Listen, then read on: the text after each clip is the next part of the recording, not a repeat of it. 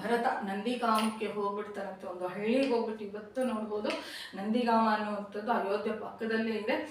14 ವರ್ಷಗಳು ಭರತ ತನ್ನ ಅಣ್ಣ ಅರಣ್ಯವಾಸ ಮಾಡ್ತಾ ಇದ್ದಾನೆ. ಅದಕ್ಕೋಸ್ಕರ ಅಣ್ಣ ಇಲ್ಲದೆ ಇರುವಂಥ ಅಯೋಧ್ಯೆ ನನಗೆ ಯಾಕೆ ಅಂತಂತಂದ್ರೆ ನಂದಿ ಗ್ರಾಮದಲ್ಲಿ ಸಿಂಹಾಸನವನ್ನು ಇಟ್ಕೊಂಡು ಆ ಸಿಂಹಾಸನದ ಮೇಲೆ ರಾಮನ ಪಾದಕೆಗಳನ್ನು ಇಟ್ಕೊಂಡು ತಾನು ಮಾಡುವಂಥ ಪ್ರತಿಯೊಂದು ಕಾರ್ಯವನ್ನು ಆ ಪಾದಕೆಗಳಿಗೆ ನಿವೇದನೆ ಮಾಡ್ತಾ ಇದ್ರು. ಇದೇ ನಾವು ಭರತನಿಂದ ಕಲ್ತ್ಕೋಬೇಕು. ಅಲ್ಲಿ ಯಾರು ಭಾರದ್ವಾಜ ಮಹರ್ಷಿಗಳು ಸಿಂಹಾಸನವನ್ನು ಏರ್ಪಾಟು ಮಾಡಿದ್ರು, ಅಲ್ಲಿ ರಾಮ ಕುತ್ಕೊಂಡಿದ್ದಾನೆ ಅಂತ ಒಂದು ಮನಸ್ಸಿನಿಂದ ಭಾವನೆ ಮಾಡಿ ಅಲ್ಲಿ ಚಾಮರವನ್ನು ಬೀಸ್ಬಿಟ್ಟು ಬಂದು ಮಂತ್ರಿಗಳು ಕುತ್ಕೊಳ್ಳೋ ಹತ್ರ ಕುತ್ಕೊಳ್ತಾರೆ.